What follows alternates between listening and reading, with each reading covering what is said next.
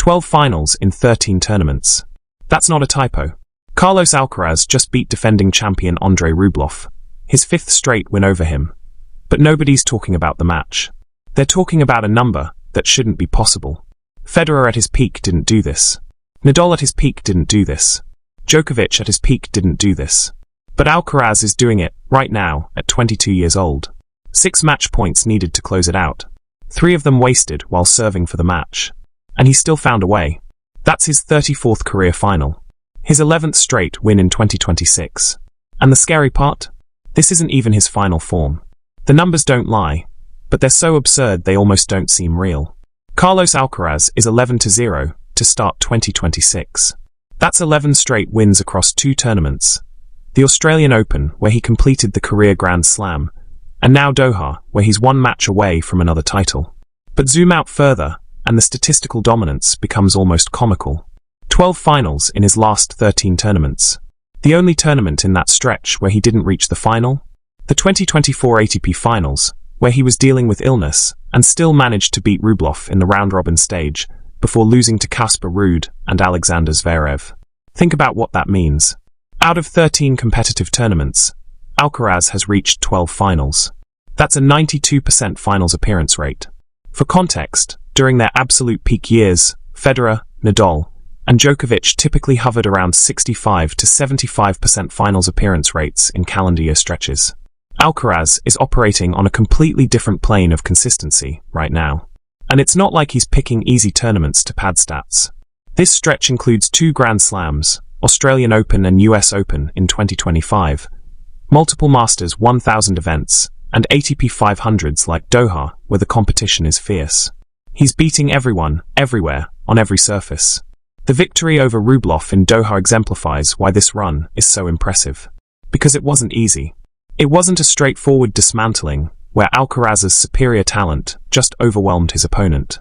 This was a battle that required mental toughness, tactical adjustments, and the ability to execute under extreme pressure. The first set was tight. Alcaraz led 5-3 and was serving for the set. Then he got broken. Then he got broken again. Suddenly Rublev was serving for the set at 6-5. But Alcaraz broke back and forced a tiebreak, which he won 7-3. That's championship-level resilience, absorbing your opponent's best punch and responding when it matters most. The second set looked like it would be straightforward. Alcaraz raced to a 3-0 lead. Rublev, the defending champion, looked deflated. Then the Russian found another gear, clawed back to 3-3, and suddenly it was competitive again.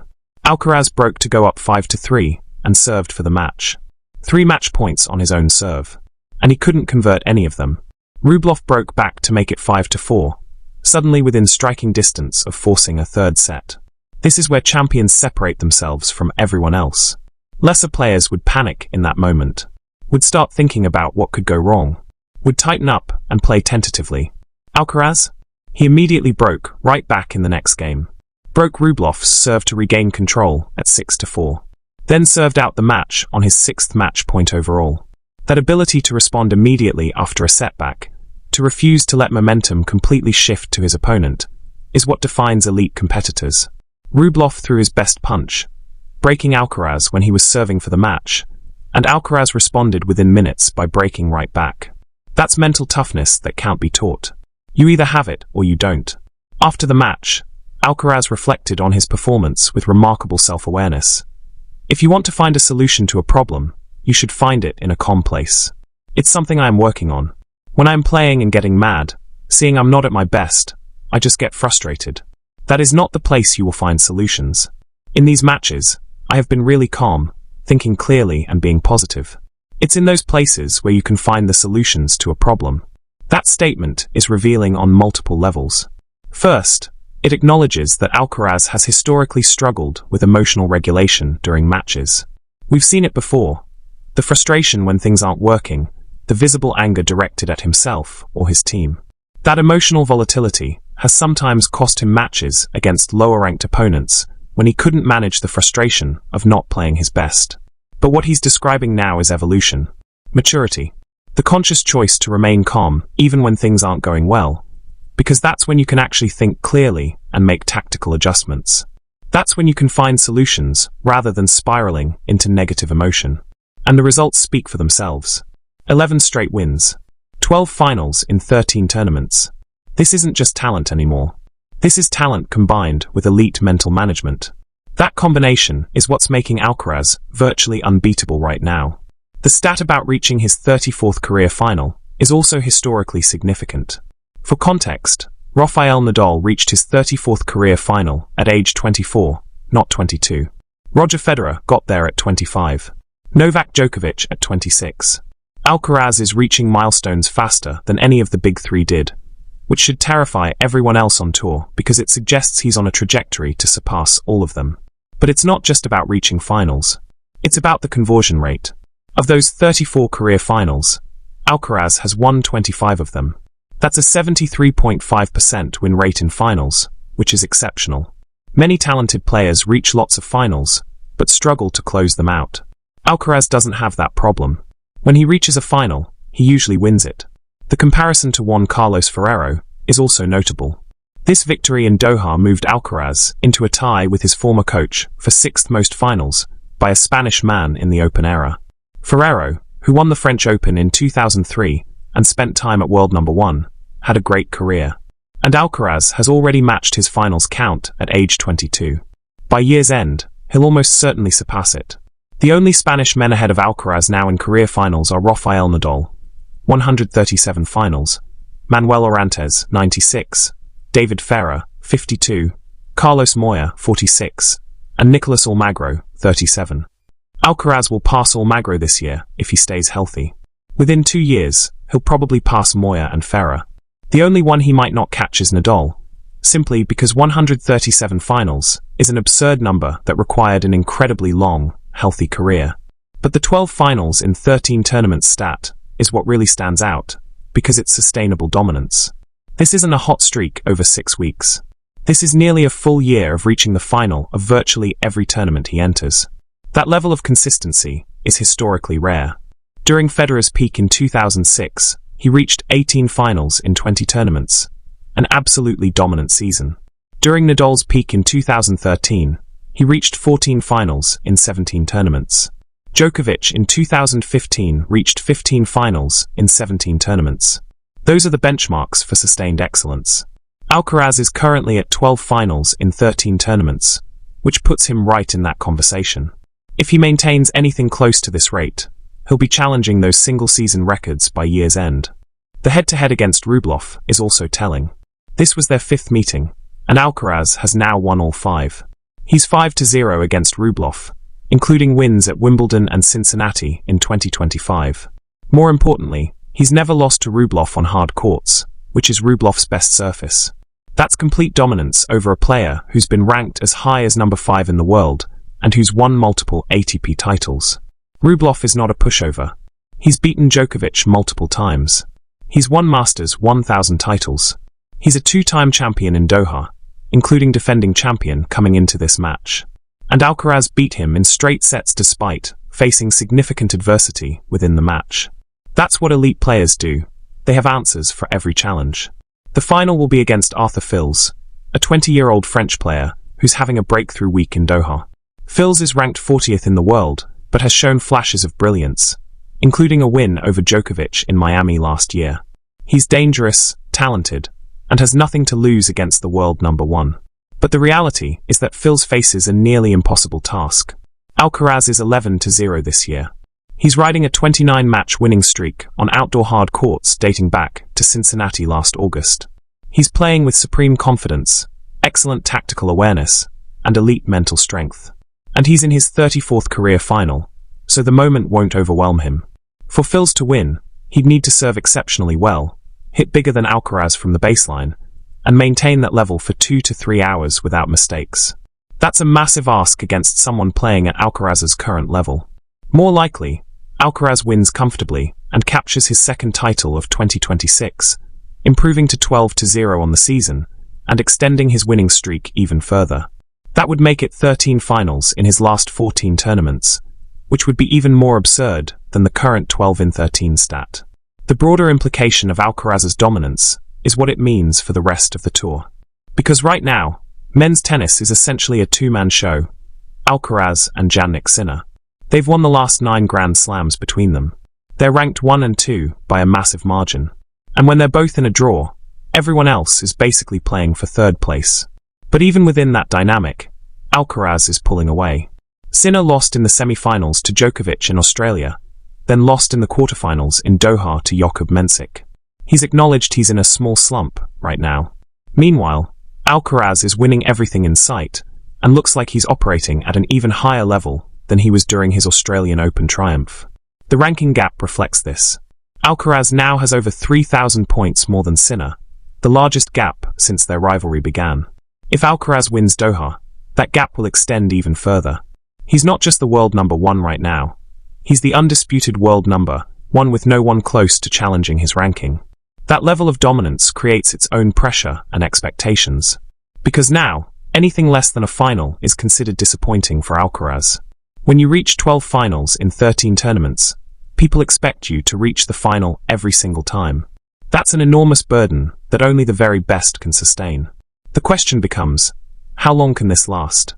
Because historically, no player has ever maintained this level of dominance for an entire career. Even the big three had periods where they struggled, lost early, faced injuries, or just had off weeks where the tennis wasn't there. Alcaraz will face those challenges too. He'll have injury concerns. His body takes enormous punishment from his playing style. He'll have mental fatigue from the constant pressure of being expected to win. He'll face younger players who grow up studying his game and develop specific tactics to beat him. He'll have personal issues that affect his focus. All of that is inevitable. But right now, in this moment, Alcaraz is playing at a level that rivals anything we've seen in the sport's history. 12 finals in 13 tournaments. 11 straight wins to start 2026. A 29-match winning streak on outdoor hard courts. These aren't just good numbers. These are historically great numbers that compare favorably to the absolute peak performances of Federer, Nadal, and Djokovic. And he's doing it at age 22. Not at his physical peak, which probably won't come until 25 to 27. Not with years of experience navigating these situations.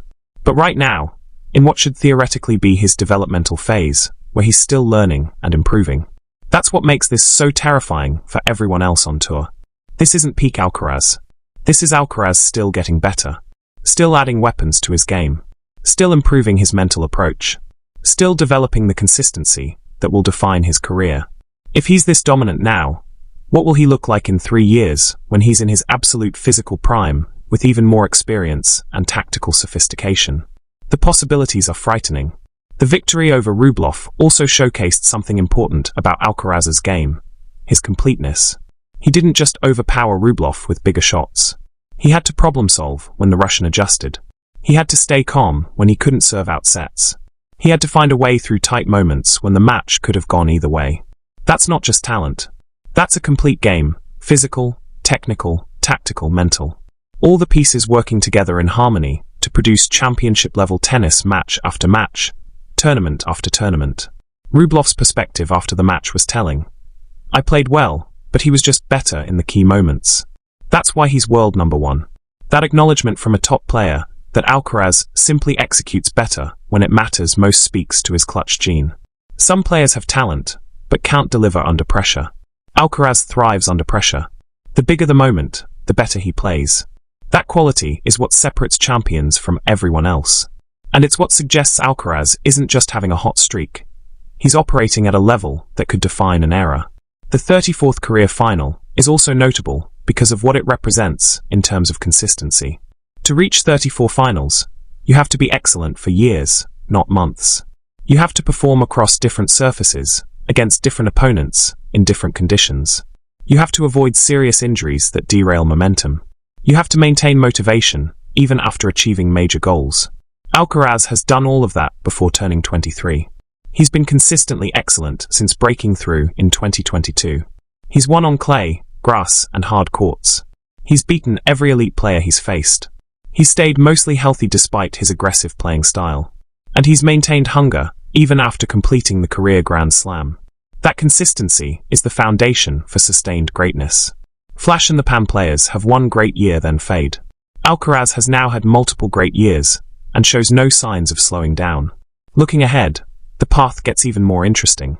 After Doha comes the Middle East swing, then Indian Wells and Miami. If Alcaraz maintains anything close to his current form, he'll be the overwhelming favorite at all those tournaments. That could mean more finals, more titles, and an even more dominant position atop the rankings. The scary part for his opponents is that Alcaraz is still evolving his game. His new serve motion is generating more free points. His net game has improved dramatically. His tactical awareness in tight matches has reached elite levels, as evidenced by his comments about staying calm to find solutions. Every aspect of his game is trending upward. That trajectory suggests we're not watching peak Alcaraz right now.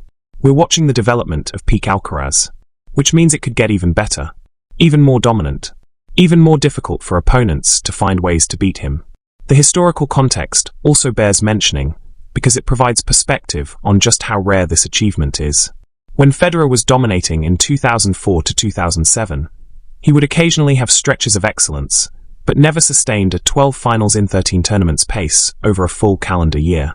The competition was fierce, travel was exhausting, and even the best players had off weeks. Nadal's 2013 season was perhaps the closest modern comparison. He came back from knee injury and won 10 titles, including 2 Grand Slams and 5 Masters events. But even that legendary season saw him reach only 14 finals in 17 tournaments. Still incredible, but not quite the ratio Alcaraz is achieving. Djokovic's 2015 season is often cited as the pinnacle of modern tennis dominance. He won 11 titles and reached 15 finals in 17 tournaments. That 88% finals rate was considered almost superhuman at the time. Alcaraz is currently at 92% and showing no signs of regression. The physical demands of maintaining this level are also worth considering. Modern tennis requires explosive movement, heavy hitting, and mental intensity for hours at a time. Doing that week after week without breaking down physically or mentally is extraordinarily difficult. Most players need rest periods or suffer performance dips from accumulated fatigue. But Alcaraz's youth and fitness level are working in his favor. At 22, his body recovers faster than older players. He can sustain high-intensity tennis without the same fatigue accumulation that affects players in their late 20s or early 30s. That recovery capacity is allowing him to maintain consistency that would be impossible for most of the tour. The mental fortitude required to sustain this level of expectation also can't be understated. When you reach 12 finals in 13 tournaments, the 13th tournament becomes psychologically loaded. Everyone expects another final. The media coverage intensifies. Opponents prepare specifically for you knowing they're facing the overwhelming favorite. That psychological pressure breaks many talented players. They struggle with the weight of expectations and the burden of being the hunted rather than the hunter. But Alcaraz seems to thrive in that role. The expectations motivate rather than intimidate him. The pressure brings out his best rather than causing him to tighten up. That mental makeup, combined with his physical gifts and tactical development, is what makes this run so special and so sustainable. It's not just a hot hand or favorable matchups. It's the complete package of a player operating at peak efficiency in every dimension of the game. The final against Fils will be Alcaraz's opportunity to validate all of this with another title, to improve to 12-0 on the season, to claim his second trophy of 2026, to extend his outdoor hard-court winning streak to 30 matches, to reach 13 finals in his last 14 tournaments. All of those milestones are within reach. And based on what we've seen from Alcaraz over the past 13 tournaments, betting against him reaching them would be foolish. Because right now, Carlos Alcaraz isn't just the best player in the world. He's playing at a level that suggests he might be entering the conversation as one of the best we've ever seen. 12 finals in 13 tournaments. 34 career finals at age 22. 11 straight wins to start 2026. These aren't just numbers. They're evidence of something extraordinary happening in real time. Something that belongs in the conversation with the greatest peaks in tennis history. And the most exciting part? He's just getting started. The economic implications of this dominance are also staggering. Tournament directors around the world are scrambling to get Alcaraz in their draws because his presence guarantees ticket sales, television viewership, and sponsor interest. When the world number one is reaching finals at a 92% rate, every tournament he enters becomes must-watch television. This commercial value translates directly into appearance fees, sponsorship deals, and prize money. Alcaraz is already one of the highest-paid athletes in tennis, But this level of sustained dominance will only increase his earning potential. Brands want to associate with winners, and nobody is winning more consistently right now than Alcaraz. The impact on his rivals is equally significant. Players ranked 3 to 10 are essentially fighting for scraps when both Alcaraz and Sinner are in the draw. But with Sinner currently struggling and Alcaraz operating at this absurd level, even that dynamic has shifted. Right now, everyone except Alcaraz is playing for second place. That creates a psychological dynamic that's difficult to overcome. When you step on court against Alcaraz, you're not just facing his tennis, you're facing the knowledge that he's reached 12 finals in 13 tournaments, that he's 11-0 this year, that he's won 29 straight matches on outdoor hard courts. That mental burden can be suffocating before the first ball is even struck. The comparison to other sports dynasties is also instructive. In basketball, we've seen periods where one team or player dominated: Jordan's Bulls, LeBron's Heat, and Cavs, the Warriors. But even those dynasties had stretches where they lost or struggled. What Alcaraz is doing is more comparable to Tiger Woods in his absolute prime, where winning became so routine that anything less was considered a failure. That's the standard Alcaraz has set for himself now. 12 finals in 13 tournaments means that reaching semi-finals is disappointing. Losing before the final is considered an upset. That's the burden of excellence. The bar rises with every success until maintaining it becomes nearly impossible. Yet Alcaraz continues to raise it. His comment about staying calm to find solutions shows he's still developing the mental tools to sustain this level. His improved serve motion shows he's still refining his technical game. His tactical evolution shows he's still learning. All of this suggests we haven't seen his ceiling yet. The role of his team in maintaining this level also deserves credit. Coach Samuel Lopez has helped Alcaraz make tactical refinements while maintaining the aggressive style that makes him special. Fitness trainer Juanjo Moreno keeps his body capable of withstanding the physical demands. Sports psychologist Josefina Cutillas provides mental frameworks for handling pressure and maintaining focus. That infrastructure is essential for sustained excellence. No player can maintain this level alone. You need a team providing support, feedback, recovery protocols, and strategic planning that allows you to show up at your best week after week. Alcaraz clearly has that infrastructure in place. The scheduling decisions also matter enormously. Alcaraz and his team have been strategic about which tournaments to play, ensuring he's fresh for the biggest events, while also accumulating points and maintaining rhythm. That balance between competition and rest is delicate, but crucial for avoiding burnout or injury. So far, the strategy is working perfectly.